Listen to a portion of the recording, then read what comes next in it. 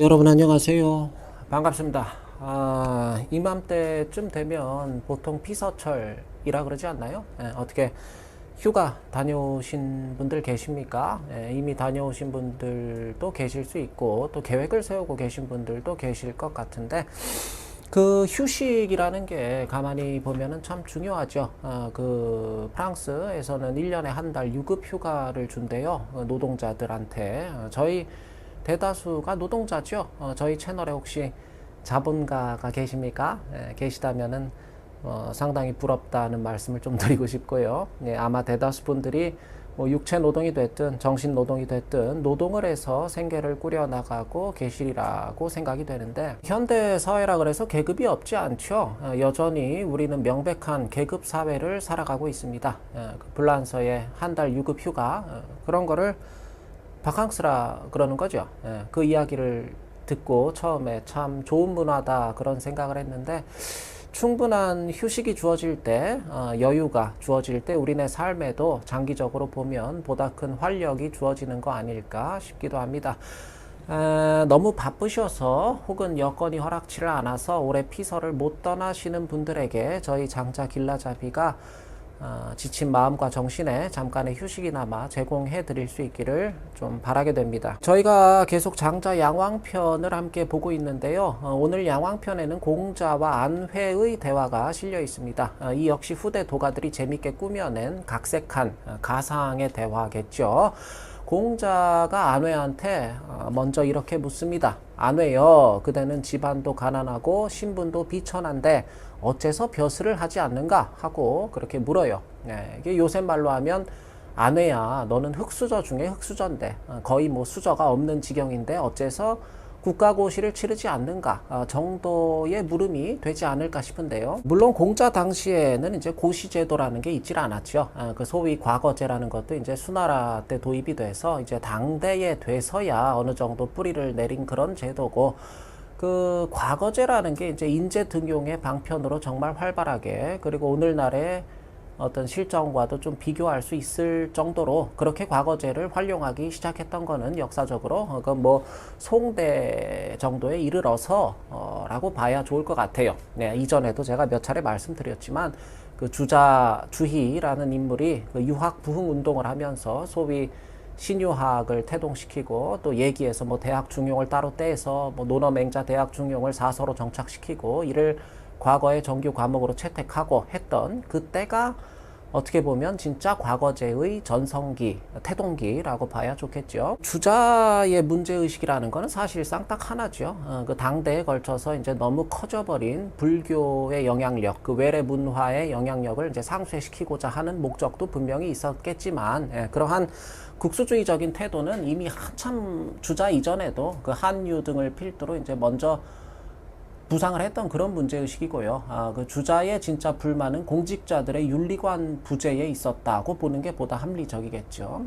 그 주자 당시는 그래요. 물론 그때 주자 당시의 연령 구분과 오늘날의 연령 구분에는 좀 체감되는 차이가 있겠죠. 그때 뭐 10대하고 지금 10대는 이제 분명히 좀 이 느낌이 다를 텐데 어쨌든 그 당시에 갓 20살도 안 된 그 막 열 몇 살 된 애들이 그냥 그 경전만 달달 외워가지고 과거에 합격하고 이제 벼슬에 등용이 되는 그런 문화였단 말이에요. 주자 당시만 해도. 주자의 문제의식은 이렇게 벼슬에 나가는 애들이 전부 인성교육이 전혀 돼 있지를 않다는 거였죠. 요새로 치면 그냥 유치원 때부터 뭐 4살, 5살 때부터 죽어라 그냥 애들 앉혀놓고 경전만 읽히고 외우게 그렇게 시켜서 뭐 한 15, 16 된 애들이 그냥 고시 패스해서 막 그 뭐 사무관급 이상의 그런 직책을 가지게 되니까 얘들이 이제 여러모로 이제 경험도 부족할 것이고, 그런데다가 인성교육까지 전혀 돼 있지를 않아서 그 막중한 지위를 감당을 못하는 애들이 너무나 많다 그거죠. 주자의 문제의식이. 그래서 그나마 유학적으로 좀 전인교육을 담당할 수 있는 경전이라고 볼 수 있는 이른바 사서,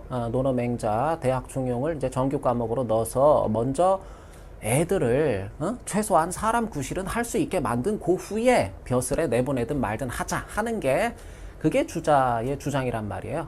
이러한 주자의 문제의식은 사실 오늘날에도 유효한 것 같아요. 요새 뭐 매스컴이나 드라마 같은 것만 보더라도 뭐 2살, 3살 된 아이들이 뭐 이렇게 책가방 메고 벌써부터 고시 공부를 하러 다닌다 하는, 이제는 뭐 영어 유치원을 넘어서 고시반을 다닌다 하는 그런 좀 보고도 믿기 어려운 이야기들을 접하게 되는데, 그 결과는 무엇을 상상하든 굉장히 참담할 가능성이 높습니다. 아무튼 얘기가 잠깐 샜는데요. 오늘 양왕편에서 그대는 어째서 벼슬을 하지 않는가 하는 공자의 물음에 안회가 이렇게 대답을 합니다. 저는 선생님 벼슬을 하고 싶지가 않습니다. 제게는 약간의 밭되기가 있어서 먹을거리를 거기서 농사 지을 수가 있고, 또 목화로 솜을 짜거나 삼배를 짜서 또 옷을 간간히 지어 입을 수가 있습니다. 또 검은 고를 타면 음악을 통해서 내가 스스로 즐겁기에 무리가 없고, 선생님한테 또 이렇게 도를 배우고 하면은 내가 스스로 만족할 수가 있습니다. 그래서 저는 벼슬의 필요성을 별로 느끼질 못합니다. 저는 벼슬이 별로 필요하지 않습니다. 공자가 이렇게 대답을 합니다. 훌륭하다 안해요.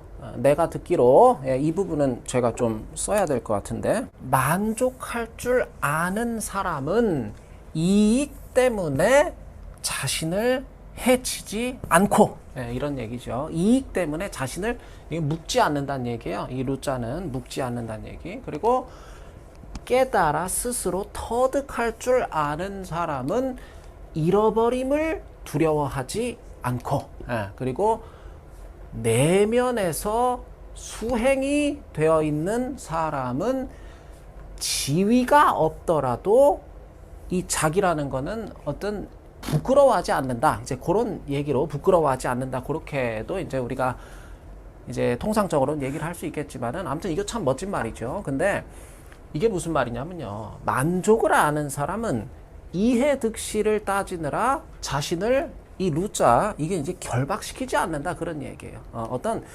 이해득실, 이 세속의 이해득실 때문에 스스로 자신에게 누를, 우리 일상적으로 뭐 누를 끼쳐서 죄송합니다 그런 얘기 하잖아요. 자기 자신에게 이해득실 때문에 누를, 폐를 끼치지 않는다 그런 얘기입니다. 스스로. 그리고 이 심자득, 스스로 터득함을 깨닫는다 하는 것도 이 역시 스스로 만족할 수 있는 방법을 깨닫는다는 것과 같은 의미로 보시면 좋을 것 같아요. 누가 뭐 야, 너 정도면 괜찮지, 왜 복에 겨워서 그러니, 왜 그러니, 그쯤 되면 이제 만족해도 좋지 않겠니, 그렇게 누군가의 어떤 강요나 압박에 의해서 만족하는 게 아니라 스스로 만족을 터득할 수 있는 사람, 스스로 내가 만족감을 느끼는 사람, 그런 사람은 무언가를 잃더라도 두려워하지 않는다 하는 얘기죠. 제가 언젠가도 말씀을 드렸지만 진짜 강한 사람은 어떤 사람일까요? 뭐 우리가 그냥 일상에서 뭐 난 아무것도 잃을 게 없어서 뭐 두려울 게 없어 그런 말 하는데, 그 잃을 게 없는 사람이 그럼 진짜 강한 사람인가 했을 때 뭐 그건 아니라는 거죠.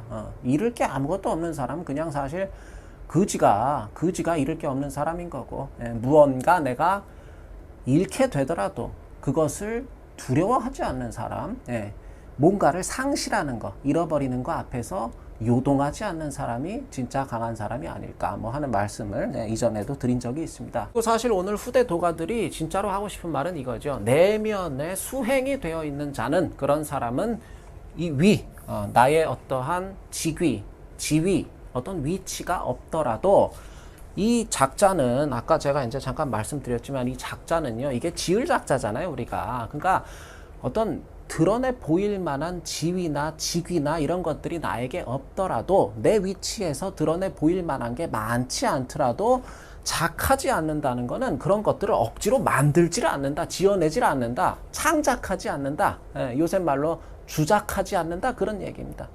그 뭐 있지도 않은 걸 막 SNS에 내보인다든지 그런 광대짓을 하지 않는다 그런 얘기예요. 그래서 공자가 안회한테 나는 이러한 것들을 마음 깊이 새겨둔 지 오래되었다. 만족할 줄 알아서 이익 때문에 스스로를 해치지 않고, 또 자득할 줄 알아서 이익을 잃더라도 두려워하지 않고, 또 어디까지나 내면의 수행을 중시하지 내보일 것이 없는 거, 그거를 나는 부끄러워하지는 않는다 하는 그러한 원칙을 내가 준수하고자 한 지가 오래되었는데, 안회여 나는 오늘에 이르러서야 그대를 통해서 나의 준칙들이 실천되고 있음을 본다. 이로써 제자야 그대를 통해 나의 가르침이 이루어졌다고 하겠다, 실현되었다고 하겠다라고 공자가 아내에게 이야기를 하는 대목까지가 이제 오늘 양왕편에서 저희가 함께 볼 대목인데요. 이 자족할 줄 아는 삶이라는 거, 노장을 위시한 도가 철학의 어떤 핵심적 문제의식이죠. 특히 저희가 지금 함께 보고 있는 양왕편에서는 유달리 만족할 줄 아는 삶, 스스로 만족감을 느끼는 삶의 가치에 대한 이야기들이 좀 많이 나오는 것 같습니다. 오늘 양왕편에서 공자가 이야기하는 장자스러운 삶의 3원칙을 그대로 부정문으로 바꿔서 한번 읊어보고 오늘 강의는 그것으로 마치겠습니다. 이 첫 번째부터 부정문으로 좀 한번 바꿔볼게요. 어떻게 되겠어요? 만족을 모르는 사람은, 만족함을 모르는 사람은 이익에 눈이 멀어서 스스로를 해치게 된다. 그런 얘기가 되겠죠. 이익에 눈이 멀어서 스스로에게 누를 끼치게 된다. 그런 얘기죠. 그리고 두 번째, 스스로 만족감을 느끼지 못하는 사람은 늘 내가 뭔가를 잃게 되면 어쩌나 조바심을 내며 전전긍긍하게 된다. 이 때문에 그러한 삶은 늘 쫓기듯 급급하게 사는 삶으로 전락하게 된다.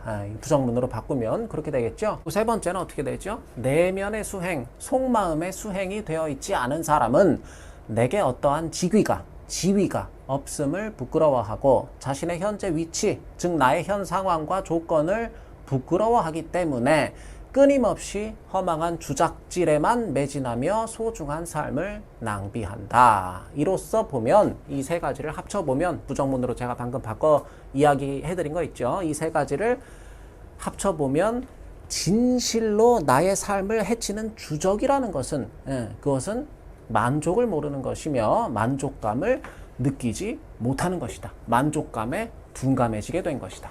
그래서 그리고 나 자신을, 그죠? 그리고 스스로의 조건과 상황을, 내가 처한 현실을 부끄럽게 여기는 것이다. 이것이 이 세 가지가 정말로 어떻게 보면 우리 삶의 편안함을 갉아먹는 진짜 패단들일지 모르겠어요. 그래서 아무튼 무엇으로도 좀 채워지기가 쉽지 않은 그런 배고픔과 갈증에 시달리기 쉬운 마치 그 불교에서 이야기하는 아귀도와 같은 그런 오늘날을 우리가 살아내고 있습니다. 이러한 어떻게 보면 좀 지옥 같은 면도 있죠. 이 우리네 현실이라는 게 이러한 지옥 같은 현실에서 나를 구출하는 그 길은 스스로 만족함을 아는 자족과 나 자신을 부끄러워하지 않는 자존이 아니겠는가 싶은 생각을 좀 가져보게 됩니다. 오늘 강의는 이것으로 마치겠습니다. 감사합니다.